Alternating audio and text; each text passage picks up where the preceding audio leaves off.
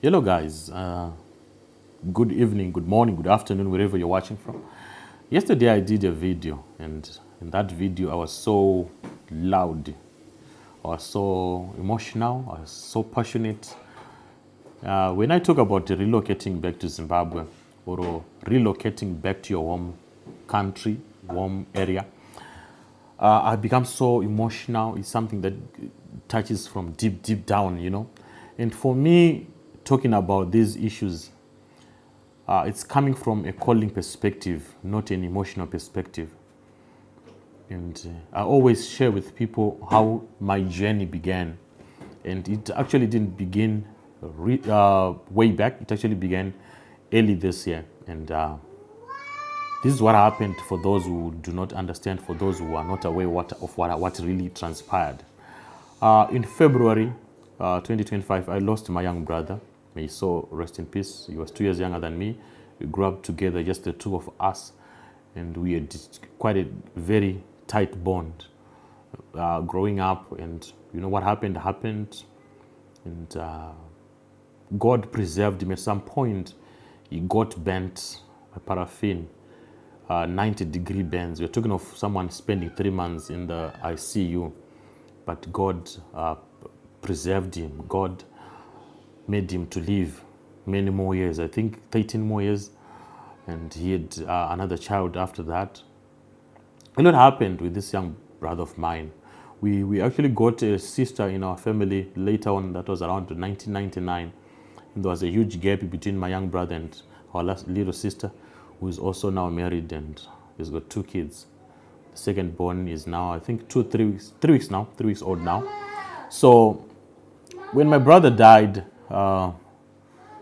in February, we went to bury him in Epworth, and I wanted some time to grieve. I just wanted about a week deep in the rural areas. I wanted that peace and that calmness, where there was no one, where I could just hear the sound of the birds, where I would leave my laptop and other gadgets. So when I went to our rural home, to my uncle's place, where I spent about 4 days there, it's close to where I was born. I was born into Marambinda Hospital. So we're staying there in Buhera. So I decided to say, let me go and see, we call it Matongo in Shona, where we used to stay, where I did my grade 1 before moving to Harare when I was doing grade 2. So I saw the place. There were 2 huts. If you check some of my videos, you'll see in my other videos, I think I'll try to put the link in the description below so that you can actually see my trip to the rural areas.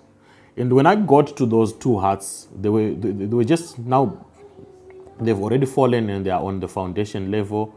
So I started looking in there, checking some of the pieces of clothes, the shoes that you used to wear, and there's a big musau tree in the yard. Memories, 33 years ago I was in this place. It was something. I connected with my roots. I just connected somehow. And I felt that I needed to do something there in the rural areas at this time, to just start doing something there.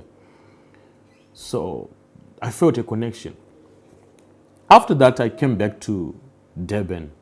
We went back to Harare, then I came back to Durban. When I was in Durban, I started thinking of going back home.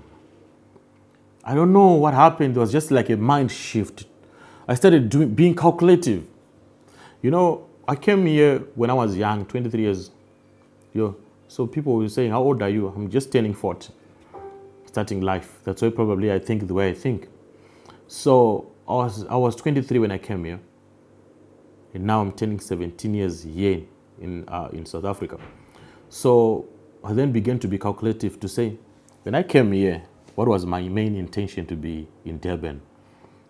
Why did I really come to Durban? Why did I really move from Zimbabwe? There were push factors, the economic environment stuff. Then I said, so I'm here, I got married. So now that I'm married, I've got kids, 3 kids, I've got a wife. And my wife was actually doing well in Zimbabwe. She was working at a very private school, Pisa, very hot. That private school is just like on top. First A schools, she was working there. And she was okay. When we got married, she had everything she needed. You know, when you marry someone and they've got everything. So I took her from that place, and I placed her in the place here in Durban because of the calling. When I was now running a church, you know, I was doing this. So then, when my wife came in, she got into the system, but she was very inactive because it's a totally new environment. So when I came back from the rural areas, I started to think of all those things to say now. My wife is here.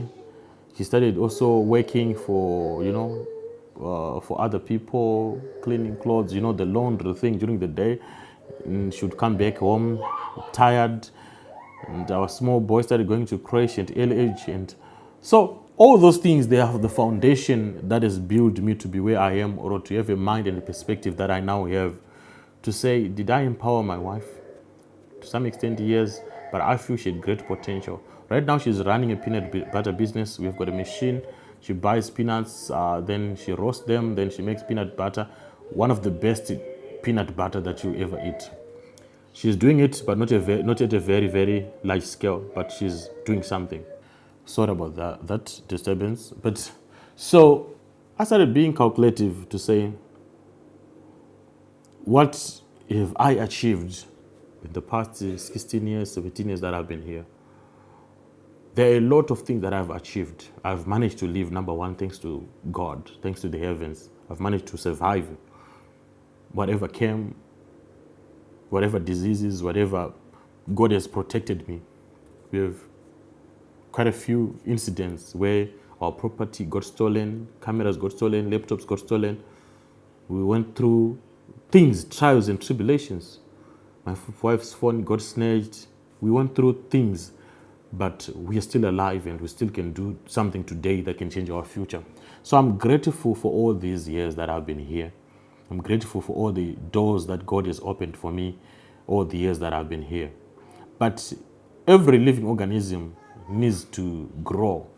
We all have desires, dreams, and aspirations. And I feel that there's a lot of potential in me that can be exploited somewhere, that I can, you can be in an environment where you've got great potential but fail to just show it all because of certain limitations. So this connection, me and my roots, I felt that when it comes to work, like generally everything that I do all my work online. I do all my work online. So moving me and placing me in Zimbabwe, I can still survive. You have my FNB bank accounts here in South Africa running. I can still continue to, all I need is just a laptop and connectivity, Wi-Fi, data. Yeah. If I have that, you can place me anywhere in the world and I can still work because I work online. And I'm also doing my IT studies, which I actually took just a gap year this year for financial reasons. So what I do online, and I'm comfortable being in Zimbabwe. But so I started calculating to say, everything that I'm doing here, I can do it whilst in Harare. I can actually work, make money whilst in Harare, whilst in Binga, wherever. I can still make money. I can still do the projects that I do for people. So why am I in South Africa? Because at some point in life, you need to ask yourself, why are you where you are? Why are you there? Because where you are, you can say it's your second home. The moment you say it's your second home, what about the first home? Why are you not in your first home? So I had to ask myself, why am I in South Africa? Then I got to realize that one thing that's keeping me in South Africa is ministry. When I started ministry, I was here in South Africa. I was already working, then I started ministry. So there are people that I lead that I am here for, which I always pray that they'll see and they'll realize that I'm here because of them.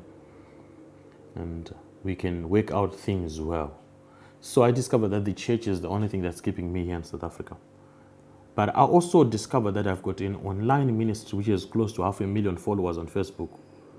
And recently, there's a video that went viral 2-3 days ago on my personal page, Godwin Chirume, and I gained 6,000 followers on my personal page. From 25,000, 2 days ago, I'm at 31,000 followers on that page. And I also have a TikTok that is over 61,000 followers. So I sometimes when we are preaching, me and my wife, we get to a point where we preach online and we have 300, 400, sometimes 600 people watching live, then I had to ask myself also to say, this is a church, this is a ministry that we are doing.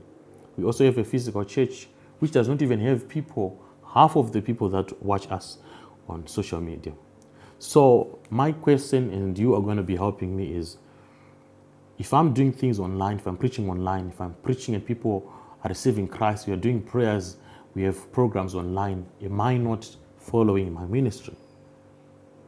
Because what is known is that you have to be at a church, there have to be people following you, there has to be a church name, there has to be some struggles, you have to go through issues where you can't pay rentals, you have to cry for allowances, there are things that are not getting together. That's what people say, that's ministry. Now you're experiencing ministry. But I also feel that the bigger part of my ministry is online, where I'm reaching people beyond geographical lines, beyond denominational boundaries. I'm reaching to everyone. So that's one thing that I've been trying to navigate on.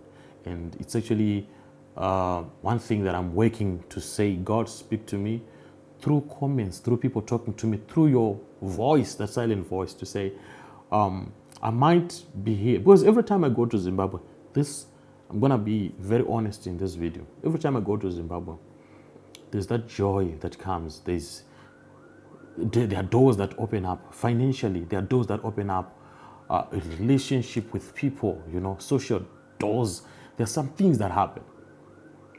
Recently, I was in Zimbabwe. I got a platform at Crown Plaza there to speak at one of the biggest platforms, the Njama Awards. I was the one doing the opening word and prayer, opening up for ministers, ambassadors, the government officials, the journalists, the medias. They were all there, and I was there standing in my maroon suit, speaking a word of opening word and praying that the program will begin well. That's a door that opened for me. I'm not talking about finances. Every time I go to Zim, since May, I can tell you that I've been earning better than what I earn when I'm here in South Africa. It seems like with Zimbabwe is the place and the location where I should be for my doors to open up. So when I'm sharing my journey and the things that I'm doing, I'm not trying to convince you, I'm not trying to force you. What I'm trying to do is just to share my story with you. And when you listen to my story, if you relate, you can follow my steps, you can learn one or two things and implement it in your own journey. I hear a lot of people saying, I should talk about this, I should not this. Someone was actually saying, you should also talk to people and teach them about the advantages and the ways that they can go and work overseas. Currently, I don't have that voice, I don't have that word to preach to people about going overseas. I'm specifically targeting people like myself who are saying, I've been here in this place for quite a good number of years and I need another challenge. And the next challenge and the next step that I want to take is going home to where I came from, to my home, to my roots, where my umbilical cord is. Just go there and begin from there. And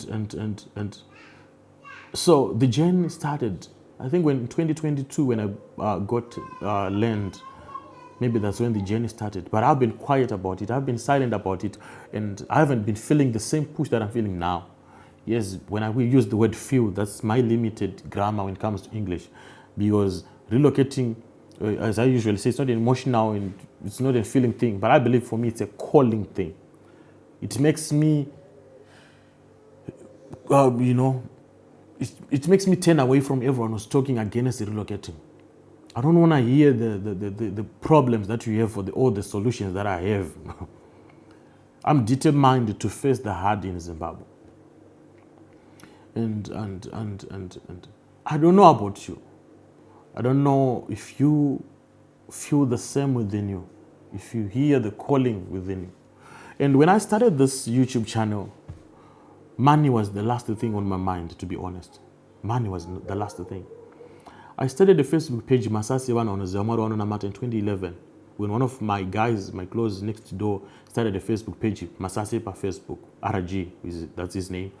And people started saying, oh, there are Masasi pa Facebook, where you can just say, I'm eating lunch, I've got chicken and whilst you're eating your sads and kovo. So there are things that are said on Facebook which are not real. So others starting also the Amaface, Masasi, Ekusona, Masasi, what. And I said, what about Masasi? And when I started that page, it grew. Within a week, we had over 10,000 followers. I started ministering and preaching. And when I was doing that, I was not even a pastor. I was not even in church pastor. Because now I'm 10 years in ministry. But by then, that 2011, I started preaching to thousands. I started having all-night prayer over the phone, calling and connecting with people abroad, wherever they were calling non-stop. And I would go in the church. I was being the caretaker of the church. I would connect my phone there, put it on charger. I would do an all-night prayer alone with people calling one after the other.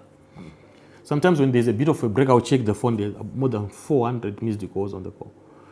And if you check those earlier days, I had 11,000 comments on my posts, 8,000 comments doing God's work, preaching online. Maybe that is what God wanted me to be, an online apostle, to preach to people. But then I decided to just go to Bible college and be a pastor under a certain church in ministry. Is it not this the time where God is saying, Chirume, you are an online apostle? We know of T.D. Jakes, we know of Joyce Meyer, we know of a lot of online preachers. Am I not supposed to be one of them coming from Zimbabwe? Where maybe I have a physical church, but push more of my preachings online. We're talking about this as I'm figuring out my life, allowing myself to be vulnerable, to be judged, to be condemned, to be encouraged, and to be advised. You also must take this opportunity and time to also look at your life and also think and discover yourself, to say, where are you? Where are you going? Are you becoming the real you that God wants you to be? So I'm taking this bold step, pushing much in Zim, and it's only funds that are limiting, resources that are limiting. But I really wanted to have constructed something by December, so that when we go to the holidays with the family, we sleep at our own place, And sometimes I think if there's going to be one room, why not get into that one room and sleep there and say, Lord, we are here. Say something.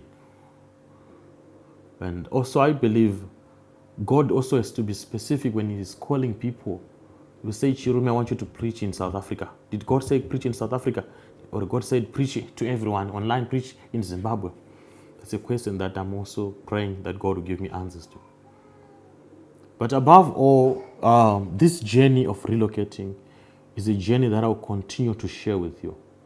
In the past few days, I've received a lot of messages from you guys on my WhatsApp. Just a few minutes ago, I received a call from one old man saying, you are your inspiration. I listen to your stories. I look forward to your videos every day. I listen to what you say and it's resonating with me. And I really want to relocate and I'm working towards it. These are the messages that keeps me going. I was listening to Gibbs and Emily.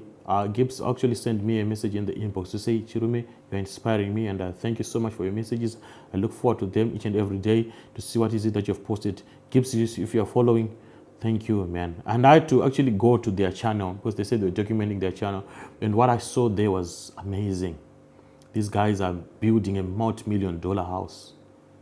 A very beautiful house in a very low-density suburb.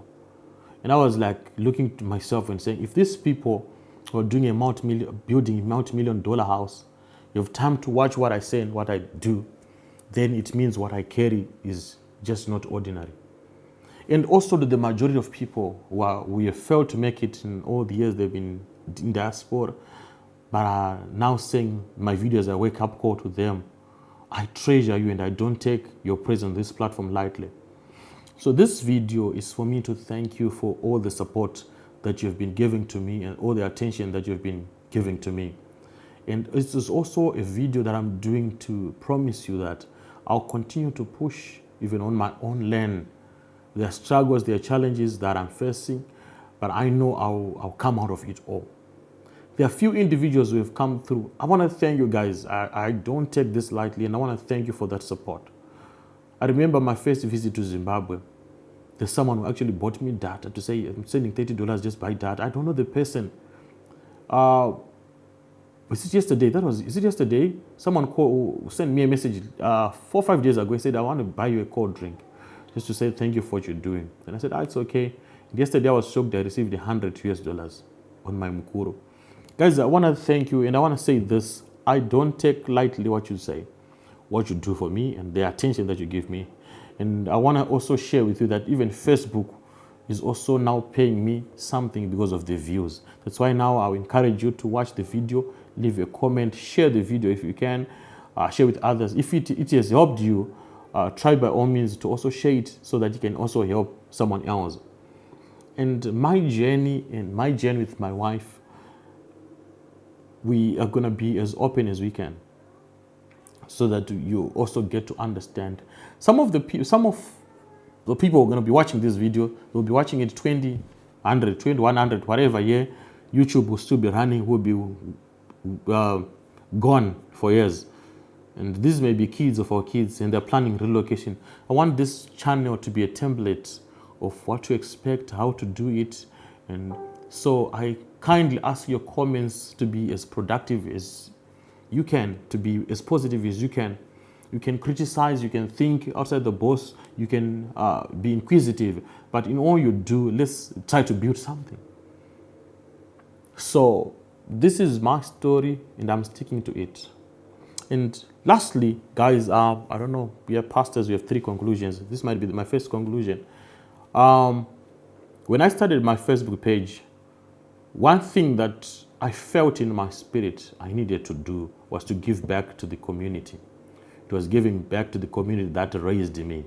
So around 2015, 2014, I started donating to children's home in Zimbabwe. So that I remember my first initiative was to say, I want to donate 50 kgs of sugar. It was sugar. 50 kgs of sugar to 10 children's homes. And by the grace of God, the team that I had on Facebook managed to help me, and we did that. Donated it to Methu Rusike Children's Home, Maninga Children's Home, Upenyu Ustra Children's Home, Jairos Jiri, quite a number of children's homes that we donated. Then from then we said we want to do Christmas parties in children's homes. So we did the children's home. We did a Christmas party there where we just have all the children, we cook for them, and we donate. So if you want the photos, some of those content, go to my Facebook page, Masasi Namata. Everything was I would post on my Facebook page over the years. I just not gonna post here, as I'm not gonna be doing much editing on this video. So we've been doing this for over 10 years now, and along the way, we then decided to say, we've donated in almost most children's homes in Harare. Why not focus in Epworth? But sometimes I notice that at children's home, people are in one place. So whoever wants to donate, sometimes you go to Shinyaradzo, you want to go and donate something. There are 3 more people, 4 more groups of people who are coming because it's a institution that is a formal institution. So everyone wants to donate. They Google, there is a children's home, they go. So I said, no, I just don't want to go to Metro Sike like I used to do Shinyaradzo. Now let me focus on Epworth, where I grew up. So around 2017, we started doing Epworth every year. In December, we gather 100 to 150 children at Godwin Chirume's place. We have our own children. There were 12, they became 9. We have now around 7 children that we still pay school fees for and buy stationery for. So some finished, some dropped out of school, and some are still pursuing school. So we started doing the donations in Epworth. After the Christmas party, we take our 7 children, we pay their school fees for the coming year, like here 2026, we pay their school fees. It's around $50 per term. We pay for their school fees, all of them. Then we also donate some textbooks.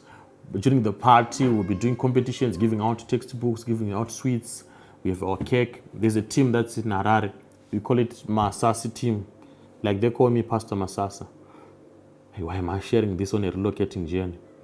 Anyway, I'm just telling you what I do, how connected I am to Zimbabwe, and the things that I've also been doing for the community that raised me. Even though I'm not yet up there, but I feel that wherever you are in life, you need to be grateful and thank God for that level so that God can take you to another dimension. And I also believe this is my kuromba, ndomshonga wangu.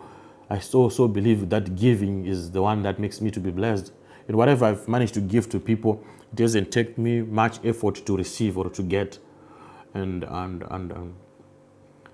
So this coming December, We're going to be having our Christmas party on the 20th of December in Epworth. And if you're coming home or if you're already in Zimbabwe, I'm also inviting you to be there. If you want to be there, we'll just be there, dress ordinary, your casual clothes.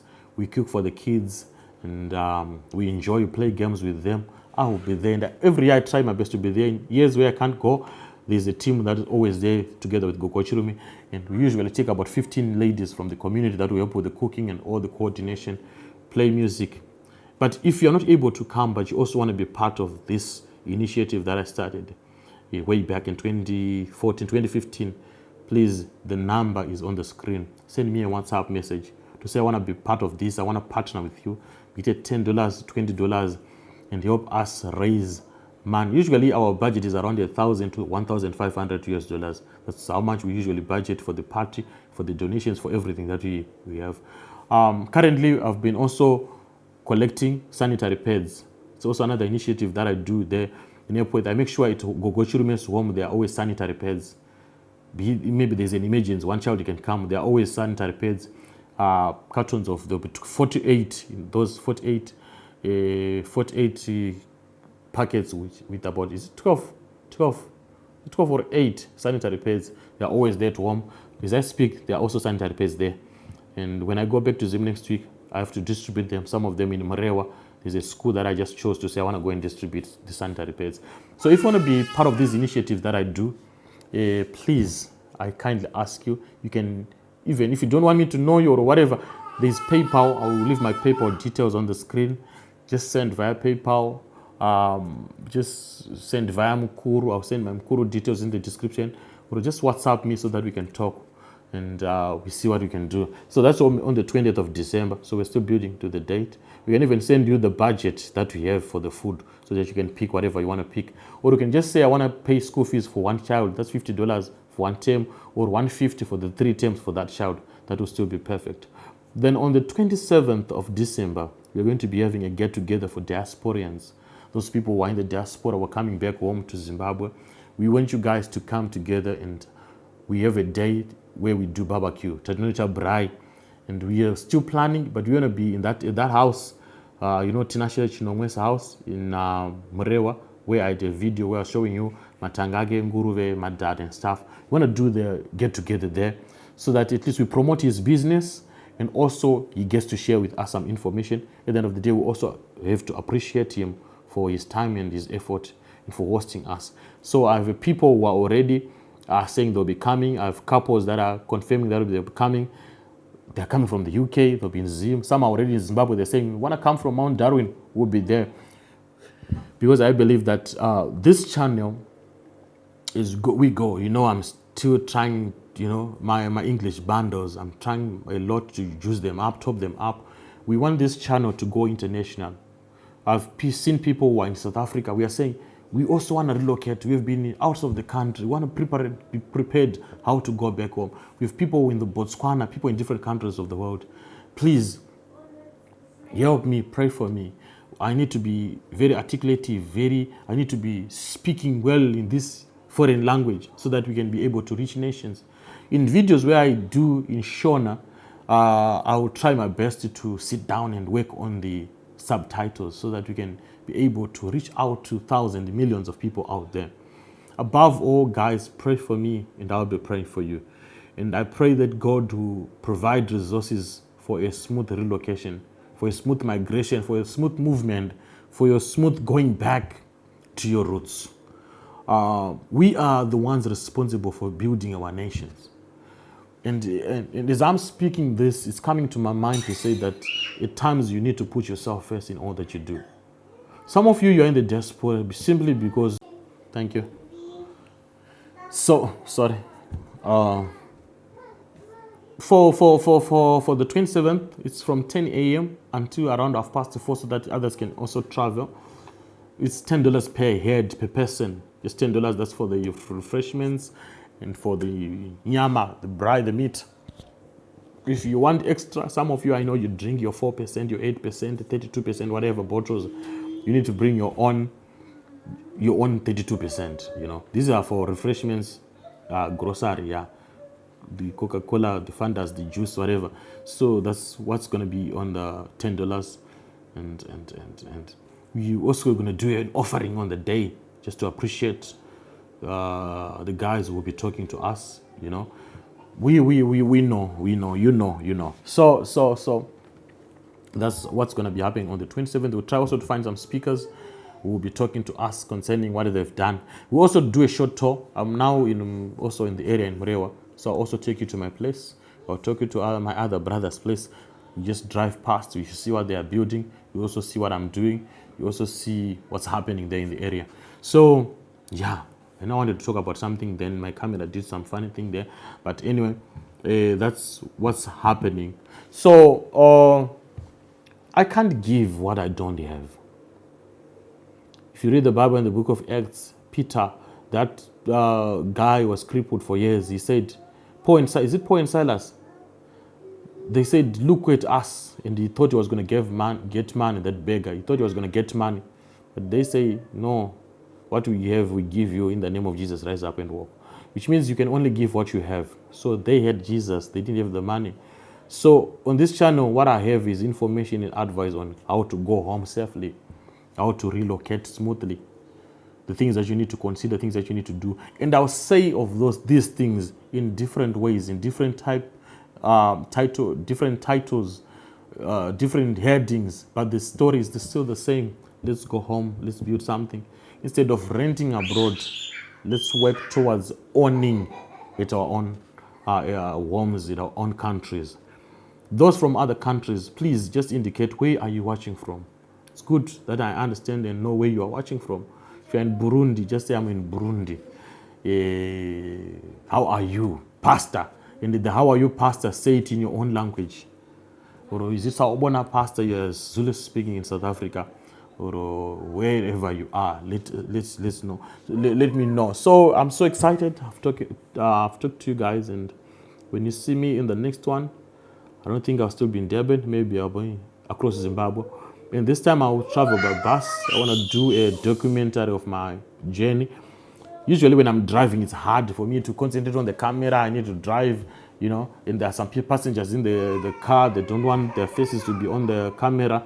It becomes difficult. But when I'm traveling by bus, I'll try my best to just hold my GoPro and share with you what's happening. And yeah, so for me to just speak a bit of English, I tried this apple juice from Woolworths. Yeah. Woolworths. Apple juice, locally made. Yeah. How is my English, guys? Do I continue doing English videos, or should stick to my Zezuru, to my Shona? I love you so much, guys, with the love of God. I hope this video is what? Spoken to you. I almost say it's talking to you. This video is spoken to you. Be part of this initiative. Partner with me. Support what I do. Support what I do. Support what I do. Help me, help them. Help me, help them. These guys in Epworth, these kids in Epworth. My next big project is drilling a bore in Epworth. It's going to happen.